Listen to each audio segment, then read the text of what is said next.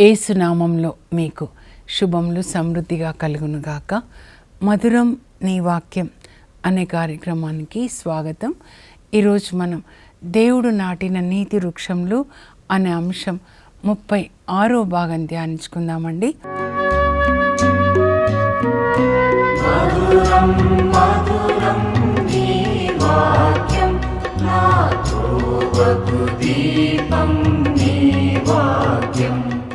ఈరోజు దేవుడు నాటిన నీతి వృక్షం ఎవరంటే జకర్యా ప్రవక్త అండి. ఈయన బాబిలోనియాలో పుడతాడండి. అయితే 537లో మరి బాబిలోనియా నుంచి యూదులు తిరిగి యెరూషలేమునకు వస్తారు. జెరుబ్బాబెల్ యెహోషువ నాయకత్వంలో కొరేషు రాజు శాసనాన్ని బట్టి అది నిన్న మనం ధ్యానించుకుందాం కదండి. అప్పుడు ఈ జెరుబ్బాబెలు మరి యెహోషువ బాబిలోనియాలో ఉన్నటువంటి యూదులని యెరూషలేమునకు నడిపించుకొని తీసుకొని వస్తారండి. అలా తీసుకొని వచ్చిన వాళ్ళల్లో చిన్న బాబు జకర్యా కూడా ఉంటాడు. వాళ్ళ తాత ఎత్తుకొని తీసుకొని వచ్చారని చెప్తారండి బైబిల్ పండితులు. అయితే వీళ్ళ నాన్న పేరు ఈ జకర్యా, వాళ్ళ నాన్న పేరు బెరాకియా, వాళ్ళ తాత పేరు ఇద్దో అండి. జకర్యా గ్రంథం ముందులోనే ఉంటుందన్నమాట 1వ అధ్యాయంలో. ఈయనని గురించే యేసు ప్రభు చెప్తారనమాట. మత్తయి సువార్త 23లో బలిపీఠానికి, గర్భగుడికి, పరిశుద్ధ స్థలానికి మధ్యలో మీరు చంపారే జకర్యా ప్రవక్తని, ఆయన రక్తానికి మీరు జవాబు చెప్పాలని చెప్పింది ఈయన గురించి. ఎందుకంటే బైబిల్ గ్రంథంలో 29 మందికి జకర్యా అనేటటువంటి పేరు ఇవ్వబడిందండి. సో ఇప్పుడు మళ్ళీ ఒకసారి ఈ జకర్యా ప్రవక్త బాబిలోనియాలో పుడతాడు.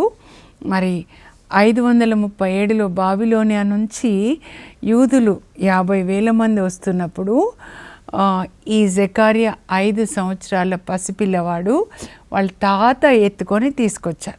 వాళ్ళు ఎట్లా నడుస్తారు, పసిపిల్లలు కదండి. పసిపిల్లల్ని తాత నాన్న అందరూ ఎత్తుకొని తీసుకొని వస్తారు. కానీ ఈ పసిపిల్లవాడు ఈ యెరూషలేంలో గొప్ప ప్రవక్త అవుతాడు. యేసు ప్రభు గురించి, ఆయన మొదటి రాకడ గురించి, రెండవ రాకడ గురించి కూడా ప్రవచిస్తాడండి. ఈ జకర్యా గ్రంథంలో 2 భాగాలు ఉంటాయండి. మొదటి భాగంలో 8 అధ్యాయాలు, 1 నుంచి 8 అధ్యాయాలు. అవి మరి 520లో ప్రవచిస్తాడు. 520 నుంచి 3 సంవత్సరాలు 18 వరకు. మరి అప్పటికి ఈ అబ్బాయి వయసు 520 అంటే ఒక 20 సంవత్సరాలు 23 సంవత్సరాల వయసు, యవ్వనంలో ఉన్నాడనమాట. వచ్చేటప్పుడు పసిపిల్లవాడు బాబిలోనియా నుంచి వస్తుంటే. కానీ మరి ప్రవచించే సమయానికి ఆ అబ్బాయికి 520 కదండి, అంటే ఒక 23 సంవత్సరాల వయసు ఉండొచ్చు అనమాట. మొదటి భాగం ప్రవచిస్తాడు. ఆ తర్వాత 40 సంవత్సరాల తర్వాత రెండవ భాగం ప్రవచిస్తాడనమాట. అంటే 9వ అధ్యాయం నుంచి 14 వరకు క్రీస్తుపూర్వం 480లో ఆయన ప్రవచిస్తాడనమాట. అయితే ఈ జకర్యా ప్రవచనంలో ముఖ్యమైనవి ఏంటి? ముందు జకర్యా అనే పేరుకి అర్థం ఏంటంటే దేవుడు జ్ఞాపకం ఉంచుకొనును. ఇంగ్లీష్లో అయితే జకర్ యా, యావే అంటే దేవుడు అండి. జకర్ అంటే రిమెంబర్స్, గాడ్ రిమెంబర్స్. ఏం గుర్తుపెట్టుకుంటాడు? ఆయన చేసిన నిబంధన. జెరిమాయా 29:10లో ఏం చెప్తాడంటే దేవుడు, నేను బాబిలోనియాలో ఉన్న నా బిడ్డల్ని జ్ఞాపకం చేసుకొని వాళ్ళని బాబిలోనియా ప్రవాసం నుంచి నేను మరలా యెరూషలేంకి తీసుకొని వస్తాను, నేను వాళ్ళని మరలా ఆశీర్వదిస్తాను అని అన్నమాట. సో ఈ జకర్యా ఏం చెప్తాడంటే ముఖ్యమైనవి మనము గుర్తుపెట్టుకోవాలండి. మెయిన్ అంటే జిస్ట్ ఆఫ్ ఇట్, ఆ సారాంశం, మెయిన్ థీమ్ ఏంటి అది మనం మనసులో పెట్టుకోవాలన్నమాట. ఏంటి అంటే జకర్యా ఏం చెప్తాడంటే హగ్గయితో కలిసి, ఇద్దరు కలిసి చెప్తారు 520లో అన్నమాట. హగ్గై ప్రవచించిన 2 నెలలకి జెకర్యా ప్రవచిస్తాడు. ఇంకా అప్పటి నుంచి ఇద్దరు కలిసి ప్రజల్ని, యెహోషువని, తర్వాత జెరుబ్బాబెల్ ఏమో గవర్నర్ అండి, యెహోషువ ప్రధాన యాజకుడు. ఈ 2 మీరు మనసులో పెట్టుకోవాలి. వీళ్ళిద్దరూ కలిసి ప్రోత్సహిస్తుంటారు, దేవాలయాన్ని కట్టండి, పునర్నిర్మించండి అని. జెకర్యా ఏం చెప్తాడు తెలుసా? ఈ దేవాలయాన్ని మీరు పునర్నిర్మించిన తర్వాత మిమ్మల్ని శుద్ధి చేస్తాడు దేవుడు. మెస్సయ్య యుగము ప్రారంభం కాబోతుంది. ఈ దేవాలయము చిన్నగా ఉండొచ్చు, బంగారం లేకుండొచ్చు, సొలొమోన్ దేవాలయం లాగా, కానీ ఈ దేవాలయంలో మెస్సయ్య ప్రవచిస్తాడు. మెస్సయ్య మనకి పరలోక రాజ్యాన్ని గురించి చెప్తాడు. మనందరినీ ఆశీర్వదించడానికి మెస్సయ్య రాబోతున్నాడు ఈ దేవాలయంలోనికి. కనుక మీరు దేవాలయాన్ని పునర్నిర్మించి ఆ మెస్సయ్య వచ్చే లోపల మీరు శుద్ధి పొందాలి. ఇదండి, ఇది ఎలా చెప్తాడు అనంటే, దేవుడు ఆయనకి ముందు చెప్పాలి కదండి జెకర్యాకి. దేవుడు 8 దర్శనాల ద్వారా ఈయనతో మాట్లాడతారనమాట. ఆ ప్రవక్తలతో దేవుడు మాట్లాడే భాష ఏంటంటే దర్శనాలు, కలలు.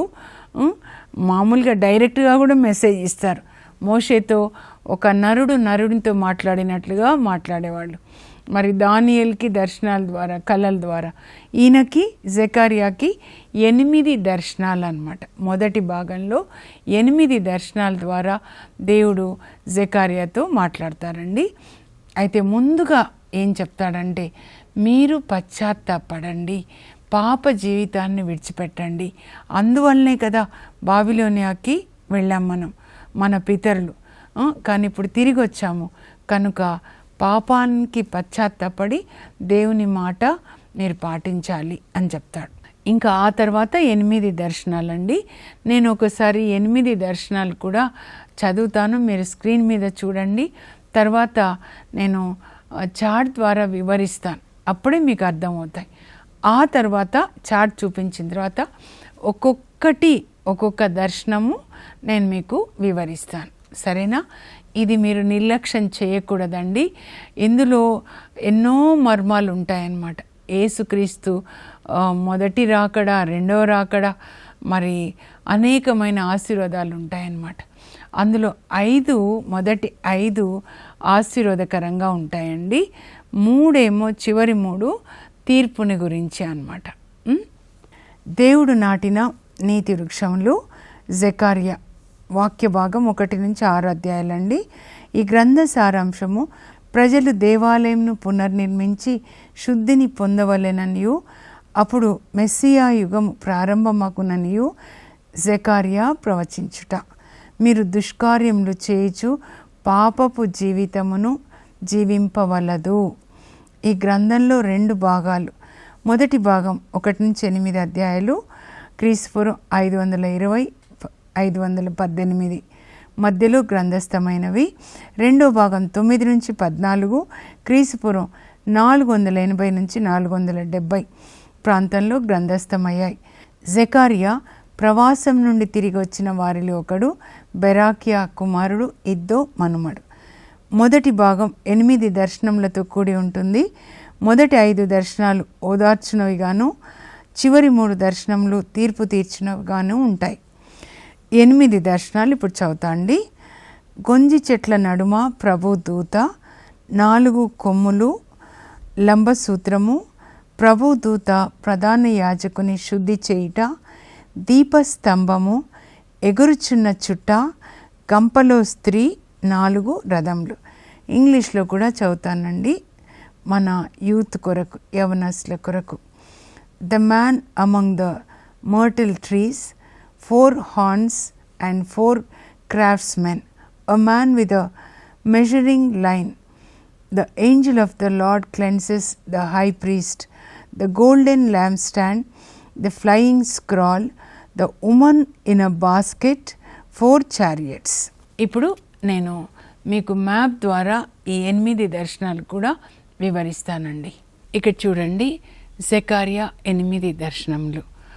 మొదటిది, గొంజి చెట్ల నడుమ మనుష్యుడు అంటే దేవుడు అన్నమాట.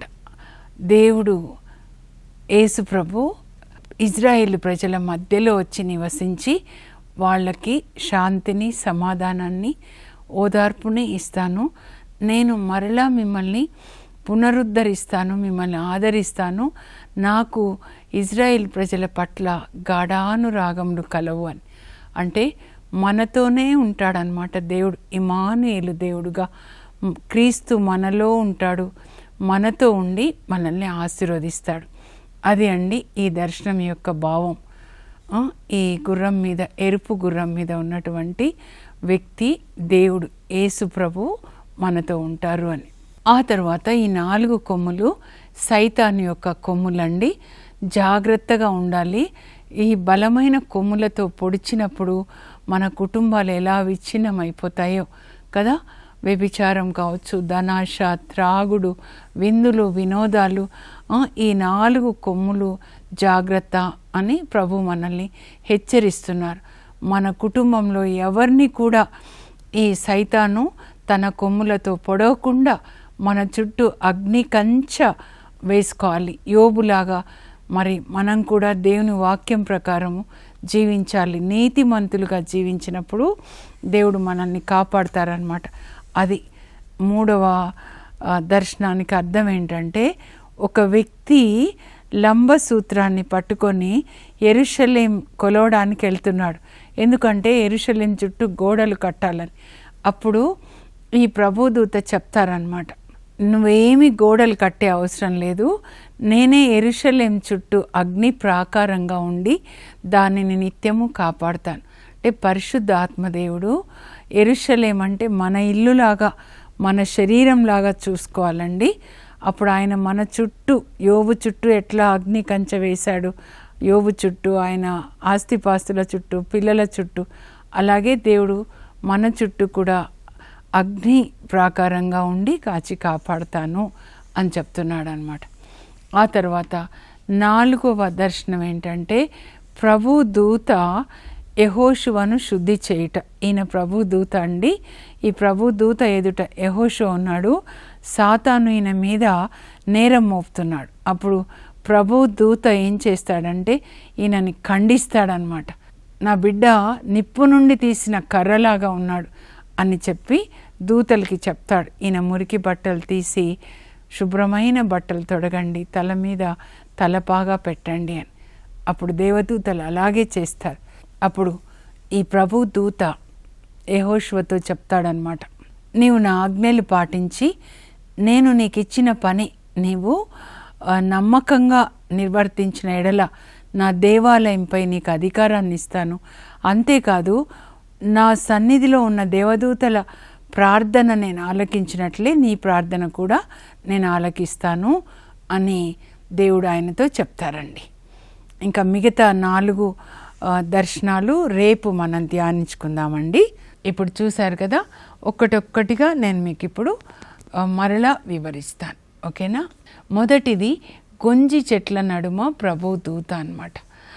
ఈ ప్రభు దూతని జకర్యా చూస్తాడండి. ఆ తర్వాత మరి గుర్రాలు వెళ్తూ ఉంటాయన్నమాట, ఎరుపు, తెలుపు, బూడిద రంగు. ఏంటి గుర్రాలని?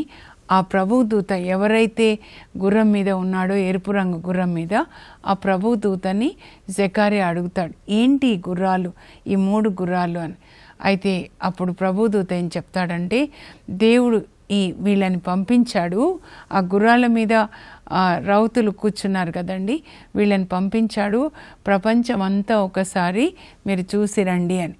చూసి వచ్చిన తర్వాత వాళ్ళు ఏం చెప్పారంటే, ప్రపంచమంతా నెమ్మదిగా శాంతిగా జీవిస్తూ ఉంది అని.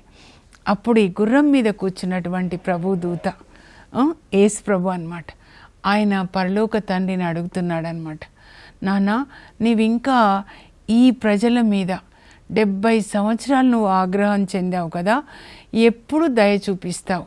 వీళ్ళ మీద దయ చూపించడానికి ఇంకా ఎంత టైం పడుతుంది నీకు అని అడుగుతాడనమాట. అప్పుడు పరలోక తండ్రి ఏం చెప్తాడంటే, ఈ ప్రజల మీద నాకు గాఢానురాగాలు, ప్రేమ, నా బిడ్డల్ని నేను ప్రేమిస్తున్నాను, నేను ఈ బిడ్డల్ని కిందికి దిగి వచ్చి వాళ్ళని ఆశీర్వదిస్తాను, వాళ్ళని పునరుద్ధరిస్తాను, వాళ్ళని నేను ఆదుకుంటాను, మరలా వాళ్ళు కోల్పోయిందంతా ఇస్తాను. ఇది మనకే దేవుడు చెప్తున్నారండి. ఏదేది మనం కోల్పోయామో దేవునికి అవిధేయత చూపించినప్పుడు, ఏదేది కోల్పోయామో ఎప్పుడైతే మనం దేవునికి విధేయత చూపిస్తామో అదంతా తిరిగిస్తారండి. దేవుని యొక్క మాటలకి మనం విధేయత చూపిస్తాము. అందుకే మీరు మత్తయి సువార్త చదవండి, నిర్గమకాండం 20 నుంచి 23 వరకు చదవండి. అక్కడ 10 ఆజ్ఞలు ఉంటాయి. ఆజ్ఞలు కూడా ప్రేమాజ్ఞలే. మత్తయి సువార్తలో యేసు ప్రభు చెప్పిన అష్టభాగ్యాలు ప్రేమ ఆజ్ఞలు అన్నమాట. దేవుని యొక్క మాటకి విధేయత చూపించండి. మీరు ఏది కోల్పోయారో, ఆరోగ్యము, ఐశ్వర్యము, లేకపోతే మీ కుటుంబంలో రిలేషన్స్, సంబంధాలు అన్నీ ఇస్తారు. ఇది మొదటి దర్శనం యొక్క భావం అండి. తర్వాత రెండో దర్శనం ఏంటంటే 4 కొమ్ములు చూశారు కదండి. ఏంటి 4 కొమ్ములు అని ఈ దూతను అడుగుతాడనమాట జకర్యా. అప్పుడు ఈ 4 కొమ్ములు సైతాను కొమ్ములు, నా బిడ్డల్ని నాశనం చేసే సైతాను కొమ్ములు అన్నమాట. చూడండి, దావీదుని నాశనం చేయాలని సైతాను ఏ కొమ్ముతో పొడుస్తాడండి? వ్యభిచారం అన్నమాట. కానీ దేవుడు మళ్ళా కాపాడుతూ ఉంటారు. గర్వం అనే ఒక కొమ్ముతోటి, లేకపోతే స్వార్థం అనే ఒక కొమ్ముతోటి అలా సైతాను పొడుస్తుంటాడనమాట. ఈ సైతాను కొమ్ములు కనుక మీరు జాగ్రత్తగా ఉండాలి అని దేవుడు చెప్తూ ఉన్నారు. తిండిబోతు అదొక కొమ్ము అన్నమాట, దయ్యం అన్నమాట. కొమ్ము అంటే బలానికి సాదృశ్యమైనది అన్నమాట. ఇప్పుడైతే హింస అండి. ఇప్పుడు ఏ కొమ్ముతో పొడుస్తున్నాడు? ఒక దేశంలో ఎక్కడ చూసినా హింస అన్నమాట. కానీ దేవుని యొక్క వాక్యము, పరిశుద్ధ ఆత్మ ప్రతిరోజు మనల్ని దేవుని ప్రేమతో, కరుణతో నింపుతాడండి. కనుక ఈ లోకంలో జరిగేది దేవుని బిడ్డలైన మనకు జరగకూడదండి. మన ఎప్పుడు యేసుప్రభు యొక్క ప్రేమతో నింపబడి ఆ ప్రేమని లోకానికి అందించే ప్రేమ వాహినులుగా, శాంతి దూతలుగా మనం జీవించాలి. లోకంలో జరిగేది దేవుని బిడ్డలకు జరగకూడదండి. అదే ఈ 4 కొమ్ములు హెచ్చరిస్తున్నారన్నమాట. వ్యభిచారము, లేకపోతే గర్వము, తిండిబోత్తనము, విందులు, వినోదాలు, ధనాశ, ఈ 4 కొమ్ములు జాగ్రత్త అని చెప్తున్నారనమాట. ఆ తర్వాత 3వ దర్శనం ఏంటంటే జకర్యా ఏం చూస్తాడంటే ఒక వ్యక్తి లంబసూత్రాన్ని పట్టుకొని అలా వెళ్తున్నాడనమాట. సో ఎక్కడికి వెళ్తున్నామని ఈ దూత అడుగుతారు. అడిగితే యెరూషలేంని కొలవడానికి వెళ్తున్నాను, యెరూషలేంని కొలిచి దాని చుట్టూ గోడలు కట్టి కాపాడాలని. అప్పుడు ఇంకొక దూత వెళ్తూ ఉంటే ఈ ప్రభు దూత ఎవరైతే జకర్యాకి ఈ దర్శనాల్ని వివరిస్తున్నాడో ఆయన ఏం చెప్తారంటే, ఆ లంబసూత్రం పట్టుకొని వెళ్ళి ఆయనకి నువ్వు చెప్పు, యెరూషలేంకి గోడలు అవసరం లేదు, నేనే యెరూషలేం చుట్టూ అగ్ని ప్రాకారంగా ఉండి నా బిడ్డల్ని కాపాడుతాను. జకర్యా 2:5. ఈ వాక్యం మీరు ప్రతిరోజు అడగాలండి. యోబు గ్రంథంలో కూడా చూస్తామన్నమాట. దేవుడు యోబు చుట్టూ, యోబు పిల్లల చుట్టూ, ఆస్తిపాస్తుల చుట్టూ అగ్ని కంచె వేస్తాడు. పరిశుద్ధాత్మ అగ్ని కంచె. అప్పుడు సైతాన్ తాకలేకపోతాడు.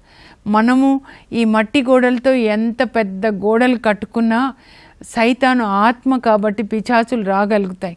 కనుక ఈ సైతాన్ నుంచి, పిశాచుల నుంచి రక్షణ ఎప్పుడు అనంటే మన ఇంటి చుట్టూ అగ్ని ఉండాలండి. యోబు ధర్మాత్ముడు, నీతిమంతుల చుట్టూ దేవుని దూతలు శిబిరాన్ని పన్ని ఉంచుతారంట. కీర్తనలో రాయబడి ఉంటుంది 34:7. అలాగే అగ్ని కంచె అన్నమాట. దేవుడు ఏం చెప్తున్నారంటే, నా బిడ్డలకి నేనే అగ్ని ప్రాకారంగా ఉంటాను, ఒక కాంపౌండ్ వాళ్ళలాగా, నీవు ఇంకేమీ కట్టే అవసరం లేదు అంటే దేవుడు మనకి చెప్తున్నారండి. మీరు నీతిమంతులుగా, దేవుడు నాటిన నీతి వృక్షాలు, యోబులాగా ధర్మాత్ముడుగా మీరుంటే మీకు తెలియకుండానే మీ చుట్టూ దేవుడు అగ్ని కంచె వేస్తారు. మీ పిల్లల చుట్టూ, మీ ఆస్తిపాస్తుల చుట్టూ దేవుడే అగ్ని కంచె, పరిశుద్ధాత్మ అగ్ని అన్నమాట. ఎలీషాని మీరు చదివితే 2వ రాజుల గ్రంథం 6వ అధ్యాయం 17లో ఎలీషాని పట్టి బంధించి తీసుకురమ్మని సిరియా రాజు సిరియా సైన్యాన్ని పంపిస్తాడండి. ఇంకా రాత్రి వాళ్ళు వచ్చి ఎలీషా చుట్టూ ముట్టుతారనమాట. అయితే ఉదయాన్నే ఎలీషా సేవకులు లేస్తాడు. గెహాజీ లేచి అంతమంది సైన్యం చూసి, అమ్మో కొంప మునిగింది గురువుగారు, ఎంతమంది శత్రు సైనికులు వచ్చారు. అప్పుడు ఎలీషా కూల్గా లేస్తాడు. లేచి, నువ్వు భయపడకు, వాళ్ళ వైపు ఉన్న వాళ్ళకంటే మన వైపు ఉన్న వాళ్ళే ఎక్కువ అని.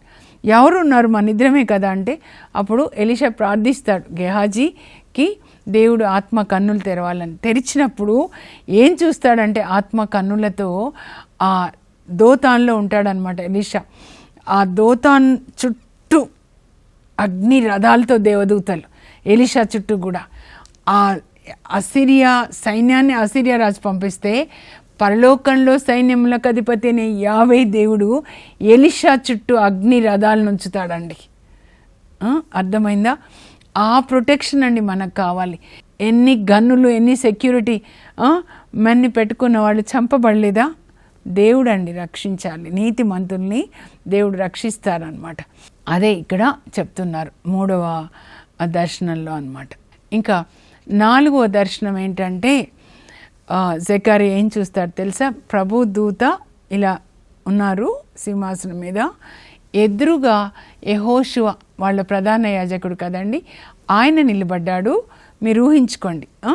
అప్పుడు ఆ యెహోషువకి కుడివైపున సాతాను నిలబడి ఆ యెహోషువ మీద నేరాలు మోపుతా ఉన్నాడు. సాతాను పేరేంటంటే యాక్యూజర్ అన్నమాట, నేరాల్ని మోపేవాడు. ఎవరైనా మన మీద నేరాలు మోపుతుంటే వాళ్ళు కాదు, వాళ్ళలో ఉన్న సైతాన్ అన్నమాట. ఇంకా అదే పని. దేవుని యొక్క బిడ్డలు ఉన్నారంటే సైతాన్ ఎవరిలోకైనా వెళ్ళి వాళ్ళ మీద నేరం మోపుతూ ఉంటాడనమాట. నేరం మోపేవాడు అతని పేరు ప్రకటన గ్రంథంలో 12లో కూడా ఉంటుందన్నమాట. నేరం మోపుతుంటే దేవుడు ఏమంటారంటే, ప్రభు దూత అంటే ఎవరు అని అంటే యేసుప్రభు అండి. ఆ సైతాన్ని గద్దిస్తాడనమాట. సాతాను, ప్రభు నిన్ను గద్దించునుగాక, యెరూషలేముని ప్రేమించే దేవుడు నిన్ను గద్దించునుగాక. నా బిడ్డ మీద నువ్వు తెస్తావా నేరము? నా బిడ్డ ఎట్లా ఉన్నాడో తెలుసా? నిప్పు నుంచి బయటికి తీసిన అగ్ని కర్రలాగా ఉన్నాడు, అంత పరిశుద్ధుడు నా బిడ్డ. నువ్వు గద్దించునుగాక అంటే నోరు మూసుకో అని అంటున్నారనమాట. అప్పుడు సైతాను నోరు మూసుకున్న తర్వాత ఈ ప్రభుదూత ఎవరంటే యేసుప్రభుకి సాదృశ్యంగా ఉన్నాడనమాట. దేవదూతలకి చెప్తున్నాడు, సేవకులకి, అదిగో యెహోషువ ప్రధాన యాజకుడు, ఆయన మురికి బట్టలు తొలగించి ఆయనకి నీతి వస్త్రాన్ని కప్పండి, పరిశుద్ధ వస్త్రాన్ని. అహరోను యాజకునికి యాజకుల వస్త్రాలు కదండి. అప్పుడు ఈ దూతలు, దేవదూతలు యెహోషువకి నీతి వస్త్రాల్ని కప్పి తర్వాత ఆ ప్రభు దూత చెప్తారు, తల మీద పాగా పెట్టండి. ఆ పాగా మీద ఏం రాసి ఉంటుందో తెలుసా? హోలీ అంటూ గాడ్, దేవునికి అర్పించబడిన పరిశుద్ధమైన పాత్ర. కనుక సైతాను పిశాచులు ముడితే వాళ్ళ పని దేవుడు చేస్తారు. మేము ముట్టినవాడు నా కంటి పాపని ముట్టినట్లే. అప్పుడు ప్రభు దూత అంటే దేవుడే యేసు ప్రభు యెహోషువతో చెప్తారనమాట, నీవు నా ఆజ్ఞలను పాటించి నేను నీకు నియమించిన పనులను, కర్తవ్యాన్ని నీవు సరిగ్గా నిర్వర్తించిన ఎడల నా ఆలయం మీద నేను నీకు అధికారాన్ని ఇస్తాను. నీవు నా ఆలయం మీద అధికారాన్ని కలిగి ఉండి నీవు చేసిన ప్రార్థన నేను పరలోకంలో ఆలకిస్తాను. దేవదూతల ప్రార్థన నేను ఎలా ఆలకిస్తానో అలాగే నీ ప్రార్థన కూడా ఆలకిస్తాను అని చెప్పి, మీరు అంటే రాబోయే తరాలకి మీరు సూచనగా ఆశీర్వాదకరంగా ఉంటారు. అంటే రాబోయే యేసుప్రభుని గురించి అంటే ఇక్కడ కూర్చుంది ఎవరంటే తండ్రి దేవుడు అనమాట. తండ్రి దేవుడు శుద్ధి చేస్తున్నాడు. ఇది దేనికి సాదృశ్యం అంటే యేసుప్రభు వచ్చిన తర్వాత ఆయన తన వాక్యంతో తన రక్తంతో మనల్ని శుద్ధి చేస్తారు అని. ఇప్పుడు ప్రార్థన చేసుకుందామండి. పరలోకపు మా తండ్రి, మీ పరిశుద్ధ నామం నాకు స్తోత్రం కలుగును గాక. ప్రభా, మీరు జకరియా ప్రవక్త ద్వారా మాతో చెప్తున్నారు, మీరు మీ హృదయం అనే ఆలయాన్ని పునర్నిర్మించండి. ఆ తర్వాత మిమ్మల్ని యేసు రక్తంలో, యేసు వాక్యంలో శుద్ధి చేసుకోనండి. అప్పుడు యేసు ప్రభు మీ హృదయంలో నివసించి రారాజుగా యుగయుగంలో మిమ్మల్ని పరిపాలిస్తాడు. అందువలన మీరే కాదు మీ పిల్లలు ఆశీర్వదించబడతారు అని మాకు బోధిస్తూ ఉన్నారు. ప్రభా, మా హృదయము అనే ఆలయము శిథిలమై ఉండగా దాన్ని మేము పునర్నిర్మించుకొని దాంట్లో మిమ్మల్ని రాజుగా పెట్టుకొని ప్రభా మీ వాక్యం ప్రకారం జీవించడానికి, ఆ విధంగా మా పిల్లలకి ఆశీర్వాదకరంగా మారడానికి కృప దయచేయండి. యేసు నామంలో అడుగుచున్నాం తండ్రి, ఆమేన్. శిథిలమైన మన హృదయాన్ని బాగు చేసుకొని యేసు ప్రభు యొక్క వాక్యంతో మన హృదయాన్ని నింపుకొని వాక్యం ప్రకారం జీవిద్దాం. తద్వారా మన పిల్లలకి, పిల్లల పిల్లలకి కూడా ఆశీర్వాదకరంగా మారుతాం. God bless you. Have a blessed day.